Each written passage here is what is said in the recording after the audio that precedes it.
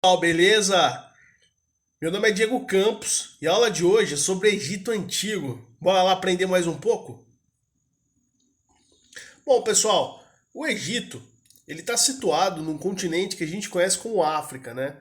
Mais especificamente ali no norte da África, numa região, inclusive de fronteira com o Oriente Médio. Como vocês podem ver aí no mapa, o Egito ele é banhado ao norte pelo Mar Mediterrâneo, né? Ao leste pelo Mar Vermelho, né? E ele está situado numa região de deserto, né? Então é um clima quente. Mais ao sul nasce um rio, que é o Rio Nilo. E esse rio ele muda toda a dinâmica, né? Ele dá toda a base do desenvolvimento de uma civilização ali na região desértica do Egito. Então esse, vocês estão vendo, ele é cortado, né, por um rio, né? Tá em azulzinho no mapa. E é justamente esse o ponto central aqui da nossa conversa, né? A gente costuma dizer que o Egito é uma dádiva do Rio Nilo, é um presente, porque ela permite, né, o desenvolvimento dessa civilização aí que a gente vai começar a falar hoje, que foi tão importante na história da humanidade e que nos trouxe vários, várias heranças legais e positivas aí na história da humanidade. Bom, pessoal, então vamos falar um pouco do Rio Nilo, né? Ele nasce no centro da África, numa região equatorial, né? No lago chamado Lago Vitória, né? E ele corre, pessoal, do sul para o norte. Então ele deságua no Mar Mediterrâneo, nasce, então ele nasce mais ou menos na região central e ele vai subindo rumo ao norte da África. E é justamente por isso que ele corta toda aquela região desértica. Isso explica pra gente como ele nasce numa região chuvosa, que é o Lago Vitória. Isso explica pra gente por que ele tem tanta água, né? Por que ele não seca apesar de tá passando uma área desértica que é o Egito. Então, isso dá pra gente uma dimensão, né? De onde nasce o Rio Nilo, né? E aí, pô, a gente sabe que ele é muito importante aí no desenvolvimento dessa civilização, né? Que a gente vai chamar de Egito Antigo. Bom, o Egito, galera, ele é dividido em duas partes. A gente costuma dizer que ele é dividido entre o Alto e o Baixo Egito. E aí, para a gente poder entender isso, a gente precisa evocar uma ideia muito simples, óbvia, mas que vai nos ajudar aqui a entender essa divisão. A água, ela sempre corre de regiões mais altas para regiões mais baixas. Essa é a lógica, né, da física, né? Então, quando a gente está falando do rio, quando a gente está falando do Egito, a gente precisa entender o rio Nilo, tá? A parte de baixo do Egito, né, a parte sul, é a parte mais alta. A gente chama de Alto Egito. Por quê? Né? É onde o rio nasce, né? E ele é uma região mais alta, né? Então a gente costuma dizer aí que o Alto Egito, né, onde tem ali principalmente a cidade de Tebas, né, um importante centro do Egito Antigo, ele é uma região mais alta, né? Então fica situado ao sul geograficamente, tá bom? E é por onde o rio ele caminha para a região mais baixa, que a gente vai chamar ao norte de Baixo Egito, ok? E é justamente na região do Baixo Egito que o Nilo faz um delta, que é o encontro, né, das águas do rio Nilo, e ele vai desaguar no mar Mediterrâneo. Então fica a dica para que a gente entenda quando alguém estiver falando Alto e Baixo Egito. É só lembrar da questão da posição geográfica, né? O Alto Egito fica ao sul e o Baixo Egito fica ao norte, justamente seguindo essa lógica. Beleza? Ótimo. Bom, galera, então a gente sabe que o Rio Nilo tem essa importância enorme. Mas vamos tentar entender melhor como é que isso funciona, tá? Nos meses de junho e julho, as chuvas, né, nas nascentes do Rio Nilo, elas aumentam bastante. E elas fazem com que as águas do Rio Nilo transbordem. E o transbordo dessas águas do Rio Nilo, né, elas vão o quê? Umedecer e fertilizar as margens do rio. Isso vai gerar, galera, uma fertilização do solo. de um solo que é desértico, de um solo que é seco, ele vai se tornar úmido, ele vai possibilitar a ideia, né, do desenvolvimento da agricultura. E é isso que é o mais legal que a gente precisa entender aí dessa história. Então, quando as chuvas chegam no vale do Egito, né, em pleno deserto, o rio sobe em alguns locais até 16 metros e provoca cheias. Então vocês olhem aí nessa imagem, é uma inundação, não uma grande inundação, mas você consegue ver aí o rio tomando conta de uma vasta região. E essa vasta região se torna úmida e agricultável, né? Então olha lá, o primeiro dia da cheia do rio, inclusive, é considerado dentro do calendário egípcio o primeiro dia do ano, tá?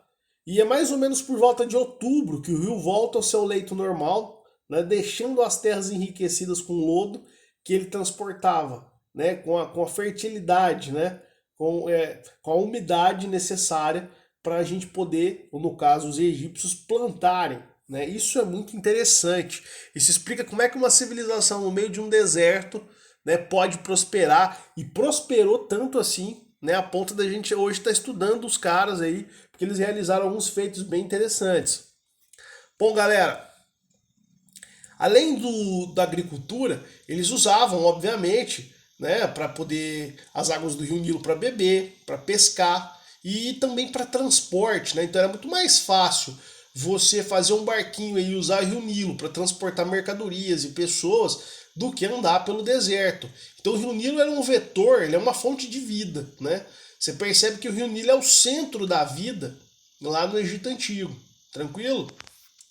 Bom, então a gente vai olhar aqui as atividades econômicas que eram comuns no Egito. A gente vai ter a agricultura, obviamente, né, devido ao rio, a criação do gado.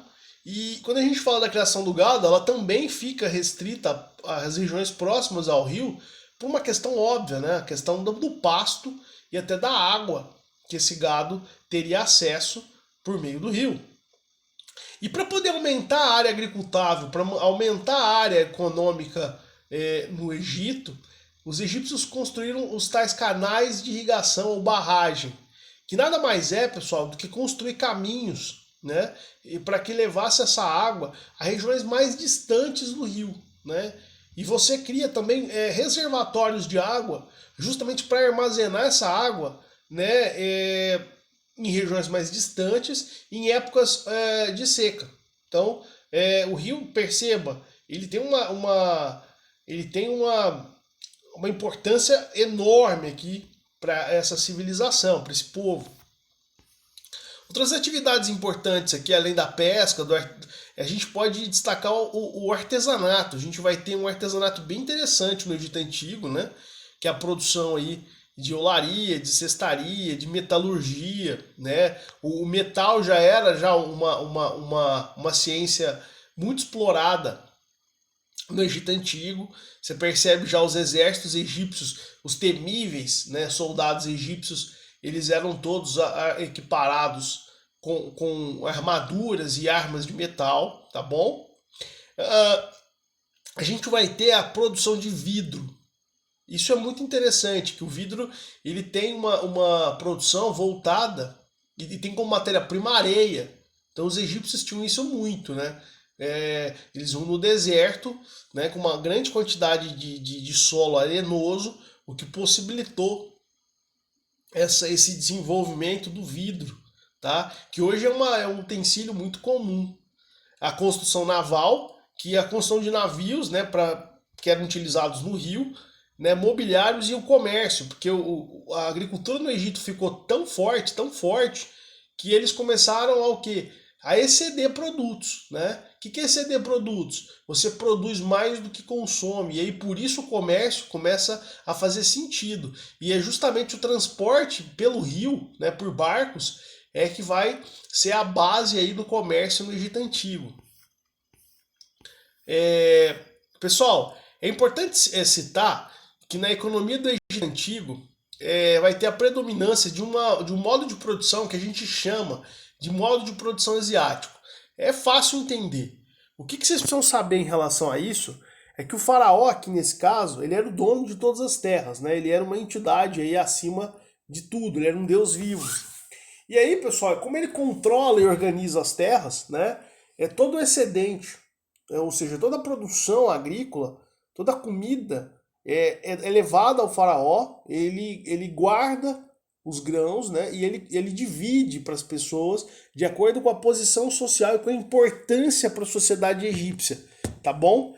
Obviamente que quem mensura a importância que a pessoa tem para a sociedade egípcia é o próprio faraó. Mas é por isso que a gente chama de modo de produção asiático, ou seja, todo mundo trabalha, todo mundo produz, toda a produção vai para as mãos do faraó, que é visto aí como um deus vivo, a gente vai falar um pouquinho mais daqui a pouco, mas é o que a gente vai chamar de modo de produção asiático, para que a gente possa entender, tá? As terras são dele, não existe uma propriedade privada, essa terra é da minha família, essa terra é minha. No Egito Antigo não, tudo é do faraó e ele pode, obviamente, né, designar a você, a sua família, ficar com aquele pedaço de terra. E aí, na verdade, o que acontece? Mas ele também pode tirar. Então, perceba que a ideia de propriedade privada, naquela época, é totalmente diferente da ideia de propriedade privada hoje em dia. Não existia propriedade privada naquele período, né? O que existia era a propriedade do faraó e que as pessoas usufruíam, né? Obviamente que as pessoas mais chegadas a ele usufruíam, né? E o povão não usufruía disso, tinha uma carga de trabalho bem maior, né? Isso é uma coisa óbvia. Bom, então a gente fala que o povo egípcio ele tinha, na verdade, uma servidão coletiva, né? Eles eram obrigados a sustentar o faraó, as elites, né?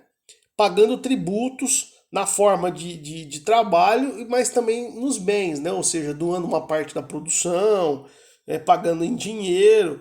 Eles entregavam uma parte da sua safra para o faraó. A cidade egípcia, pessoal, ela é dividida da seguinte forma.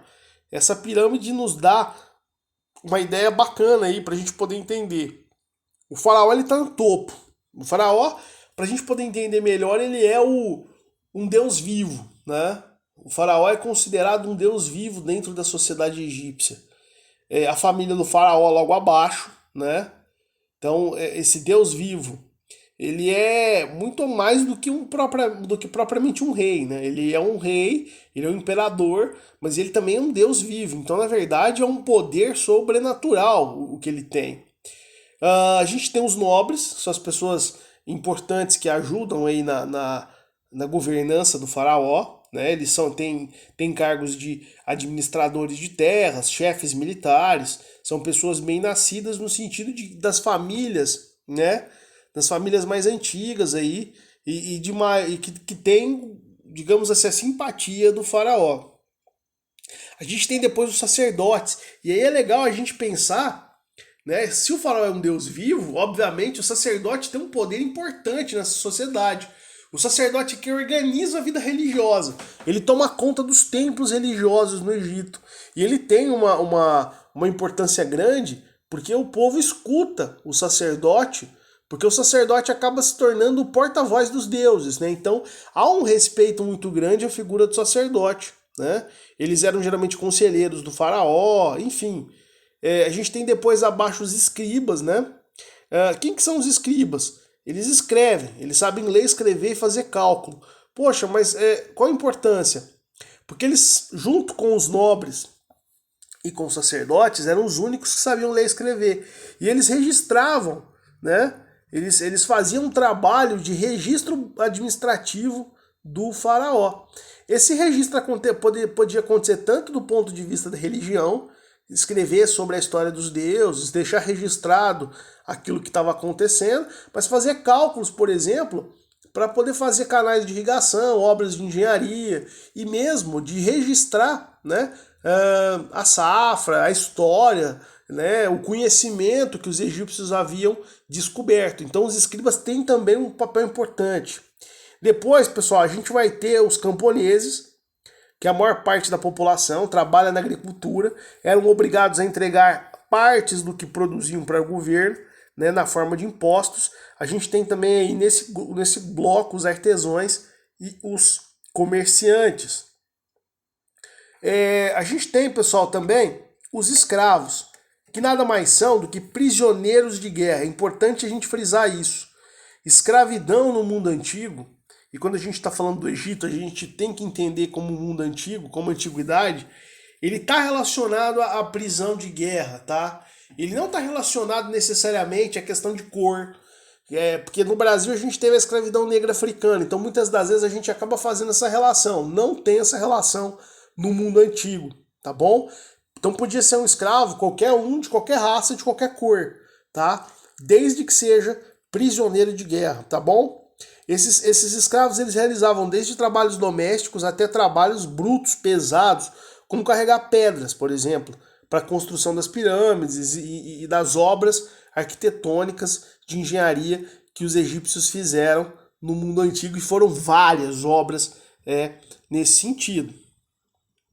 Bom, então o faraó, pessoal, como a gente até falou, ele tinha um poder absoluto, ele controlava praticamente todas as áreas da vida, a administração do império, a religião, a justiça, o exército, as obras públicas. Considerava-se que os poderes do faraó eles eram provenientes dos deuses, por isso que a gente vai falar de teocracia. O que é teocracia? Teo, né? Deus, cracia, governo dos deuses ou religioso. Porque o poder do faraó ele é sobre-humano, né? Então, se ele é um semideus, abre-se essa lógica aí, né? De que o que ele fala está acima da lógica humana, ninguém questiona.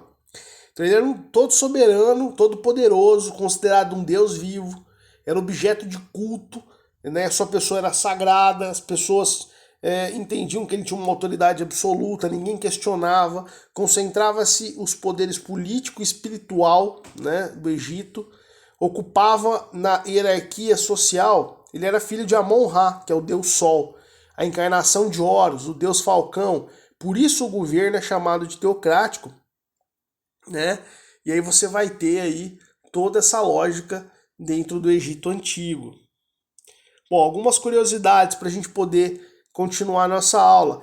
Galera, o Egito é o primeiro ou um dos primeiros povos antigos a profissionalizar seu exército. Isso vai dar para o Egito um ganho de competitividade muito grande. Por quê? Porque os outros exércitos eles não eram profissionais.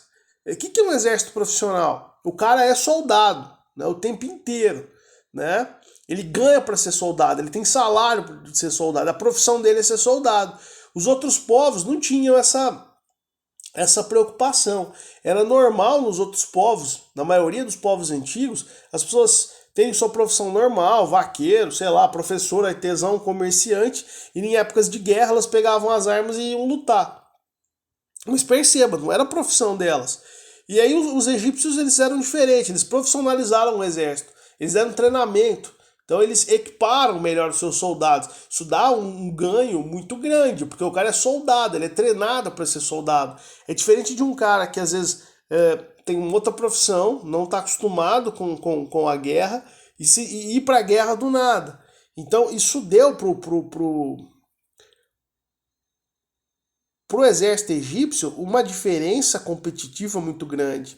E é interessante notar que os soldados egípcios eles obviamente, eles estão ligados à guerra, né, de forma muito forte. O Egito vai ser um império, ele vai controlar povos vizinhos, né, vai defender ali suas riquezas, mas em épocas de paz, os soldados egípcios, é muito comum relatos de que eles vão ajudar na construção dos grandes templos, das grandes pirâmides, e é interessante aí porque eles vão coordenar também essas obras de construção civil, obviamente numa posição superior à dos escravos, mas eles vão colaborar ali também com força de trabalho.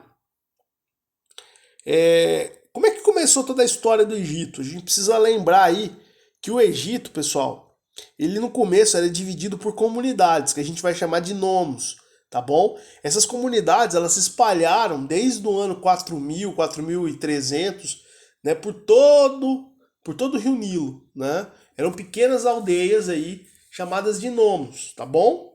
Bom, a fusão de vários nomos, ou seja, a união desses nomos, originou cidades, né? E aí, galera, a gente vai ter, mais ou menos por volta do ano 3500, dois reinos, vamos assim dizer, o Alto e o Baixo Egito. o Alto ao sul e o Baixo Egito ao norte, tá bom? Só que no ano 3200 antes de Cristo, a gente vai ter uma unificação. Vai ter um rei do sul chamado Menes, que conquista o norte, torna-se o primeiro faraó. Vai surgir aí o primeiro faraó, né? Uma monarquia poderosa e teocrática, né? Como a gente já falou, teocrático porque tem poder religioso e político junto, né? Bom, essa primeira fase aí a gente vai chamar de período pré-dinástico, né? Quando o Menes aí, antes dele unificar os dois reinos. É importante a gente olhar nessa figura que o Alto Egito é representado por uma coroa, um chapéu branco. O Baixo Egito, vermelho. E o faraó, ele usa, né, um chapéu, né, de coloração vermelha e branca, justamente para simbolizar a união do Baixo e do Alto Egito. Pessoal, a história do Egito foi dividida praticamente em o período dinástico, né, em 3 fases: o Antigo Império, o Médio e o Novo, tá bom? Bom, no Novo Império, pessoal, é quando a capital do Antigo Império foi a cidade de Tinis e depois Mênfis, né, que fica no norte. Foram construídas aí as pirâmides mais conhecidas, as 3, né? Kelps, Khafre e Miquerinos, tá bom? Os faraós da quarta dinastia foram os responsáveis por essas belas construções que até hoje nos chamam a atenção, né, dentro da história do Egito. No final do Antigo Império, ele foi marcado por algumas rebeliões, principalmente entre alguns faraós, né, já no final, e uma briga política contra alguns nobres e até sacerdotes, pelo poder, né? E a gente vai ter um descontentamento que vai culminar no ano de 2300, né, do faraó perder o poder para os nobres, né? Isso é uma coisa assim bem interessante, né? Só que esse poder logo foi restabelecido, né? E a gente vai chamar esse novo período de dinastia Médio Império. Ela foi restaurada, mas numa outra cidade, né? A capital, ela deixa de ser Mênfis e vai para ser Tebas, né? Tebas ela é uma outra cidade, né? Que foi construída praticamente ali para poder abrigar, né, os faraós, né, naquele momento ali de conturbação. Bom, o Egito atingiu uma certa estabilidade política, foi bem de boa, um crescimento econômico grande nesse período, um florescimento de cultura. Isso determinou, inclusive, a conquista militar da Núbia, que é uma região que existia muito ouro ali na África, né, uma região fronteiriça, o Egito. Isso promoveu ali uma, digamos assim, uma época de ouro, literalmente, dentro do Egito. E é importante notar que no ano de 1750, né, ao invés do Egito invadir, ele foi invadido, né, por um povo bem interessante, os Hicsos, né? Por que os Hicsos foram povos tão superiores aos egípcios? Porque eles usavam duas coisas que foram fundamentais para eles vencerem a guerra. Os Hicsos eram povos que usavam cavalo. Então, enquanto o exército egípcio lutava a pé, né, que a gente vai chamar de infantaria, o exército Hicso lutava montado a cavalo. É uma diferença muito grande. Além de montar o cavalo, os Hicsos usavam espécies de carruagens, né? Mas de carruagens de guerra. Isso dava para eles uma mobilidade, uma velocidade, um dinamismo no ataque que nem o exército egípcio, que era profissional, foi capaz de deter. Né? Então, durante alguns anos, quase 170 anos, os Hicsos dominaram o Egito. É importante que isso marca o fim do Médio Império, que era um império até então de claro desenvolvimento. Né? E a gente vai começar um novo império, que começa no ano de 1580 com a expulsão dos Hicsos. Né? Vai começar uma grande expansão militar no Egito. Né? E é legal que os egípcios eles assimilaram muito dos Hicsos, né? Principalmente o uso de cavalo, das carruagens, porque eles acabaram assimilando, né, com a questão de desenvolvimento aí das técnicas, da cultura. Nessa época, os egípcios vão invadir Jerusalém, a região ali do Oriente Médio, Damasco, Assur e também a Babilônia. Então você percebe aí um império mesmo, né? O que é o império? É quando você invade, controla regiões fora do seu território. Você anexa ao seu território regiões que não eram originalmente suas. E a partir do século 7, né, antes de Cristo, o Egito foi invadido por outros povos, né? Até no ano 30 foi invadido pelos romanos, e a gente tem aí a história que todo mundo conhece, entre Cleópatra, que foi a última, digamos, faraó do Egito, com Júlio César, que era o grande general romano, né, que ficou conhecido na história. Beleza, pessoal? Bom, vamos falar um pouquinho da cultura, né? Geralmente, quando a gente está falando de obra de arte no Egito, as obras de arte elas têm muita relação em retratar a biografia dos faraós e também sobre religião, tá bom? Então, assim, a arquitetura no Egito, ela está muito ligada às pirâmides, né, que são obras gigantescas para poder abrigar as riquezas e o corpo dos grandes faraós, tá? São tumbas, na verdade, mas que tem ali informações sobre a biografia daquele faraó. A riqueza era, para vocês terem uma noção, ela era enterrada junto com o faraó, tá? A gente vai ter também, pessoal, a lei da frontalidade. Quase todas as pinturas egípcias, você percebe que eles estão olhando meio que de frente, né?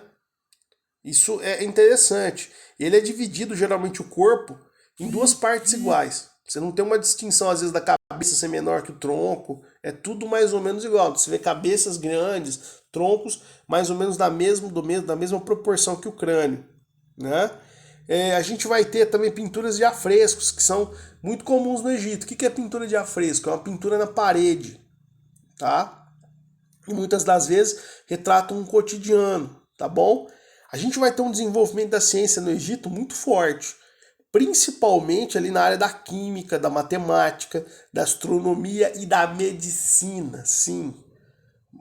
Os egípcios faziam operações, cirurgias já na antiguidade, só para vocês terem noção do nível do desenvolvimento dos caras aí. Você vai ter vários livros de medicina já sendo comentados já no Egito Antigo. Matemática e engenharia pra caramba. Se a gente olhar as pirâmides, aquela é uma obra arquitetônica imensurável. Então você tem o desenvolvimento da matemática para calcular, né, a construção, a química, né? Você tem quando você fala, por exemplo, da própria mumificação, é química pura, né?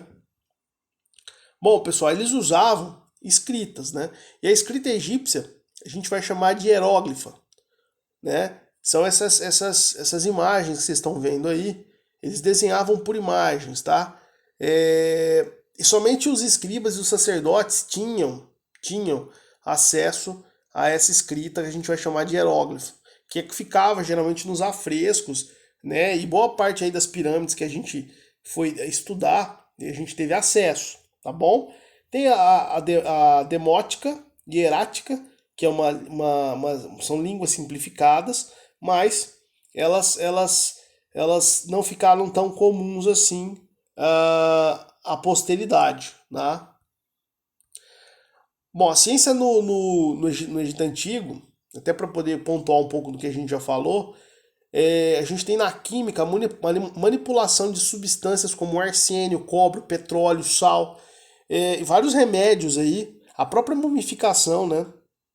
Ela tem um processo químico muito forte. A astronomia, então o desenvolvimento também de calendários, da própria forma de observação dos astros e do controle disso na vida. Por exemplo, a época do plantio, a época da safra, tudo era marcado no Egito pela observação dos astros. Naquela época, pessoal, eles tinham uma religião politeísta, ou seja, eles acreditavam em vários deuses, tá? E essas cerimônias politeístas, elas eram patrocinadas pelo Estado, que tinha nessa cerimônia o culto oficial, era a religião oficial deles, e principalmente a adoração a Amon-Ra, que para eles era o deus mais forte, que era o deus Sol, tá? Mas você tinha também a adoração a Osíris, Ísis, Horus, que eram deuses aí muito comuns e populares no Egito Antigo. Então a gente tem alguns deuses, Ísis, Osíris, Horus, Hathor, Anubis, né? Que inclusive é metade homem e metade chacal, lobo, né? Maat, Aton, Amon, Neftis, Tot. E algumas características bem importantes aí da religião no Egito. Ela é uma religião antropomórfica, que significa, pessoal, que tem figuras humanas, mas ela também é zoomórfica, que ela tem figuras animais, né? E muitas das vezes a gente vai ter também, né, alguns deuses que são antropozoomórficos, que nada mais são do que a mistura, né, de imagens humanas com imagens animais. Anubis aqui no caso, na imagem, fica nítido pra gente isso. E eles acreditavam, pessoal, na vida após a morte. Eles acreditavam que os mortos eram julgados no tribunal de Osíris, que era o deus aí do submundo, e retornariam seus corpos se fossem absolvidos. Mas para que isso acontecesse, era preciso que seus corpos permanecessem conservados. Por isso que nasce a técnica da mumificação. E quanto mais importante a pessoa era, ela construía um templo maior e mais imponente para guardar os seus restos mortais e sua riqueza. Por isso a construção das pirâmides, né? Quanto mais importante, quanto mais poderoso fosse o faraó, ele iria construir a pirâmide em homenagem a ele mesmo. Era comum os faraós começarem a construir as pirâmides quando ainda eles eram jovens. Então, o cara lá tinha seus 20 anos, ele se tornava faraó e começava a construir uma pirâmide que possivelmente ia abrigar os seus restos mortais quando ele teria 60. Então, boa parte das pirâmides elas demoraram anos e anos para serem construídas, e é justamente por isso que muitos faraós começam a construção delas ainda jovens, né? É normal isso acontecer, tá? Qual que é a técnica de mumificação que eles usavam, né? Eles se preocupavam bastante com a decomposição dos corpos. Então eles esvaziavam uma parte das vísceras, que são os órgãos internos de intestino. Eles desidratavam com sal para não se decompor o corpo. E em seguida havia o embalsamamento, que é essa retirada das vísceras que a gente falou, inclusive até do próprio cérebro, né? O corpo era envolvido em faixas de tecido de linho e após a mumificação eles eram guardados em sarcófagos, que são essas espécies de caixas em formatos aí do corpo, né? E somente os ricos eles eram mumificados, é bom entender. E é legal que a gente vê hoje algumas múmias com 4, 5 mil anos de idade e muitas delas estão aparentemente intactas, se a gente levar em consideração, né, a idade delas. Bom, pessoal, isso aí é uma aula de Egito Antigo, espero que vocês tenham entendido, espero que vocês tenham gostado. Qualquer dúvida a gente pode conversar depois. Um grande abraço para vocês. Fiquem com Deus.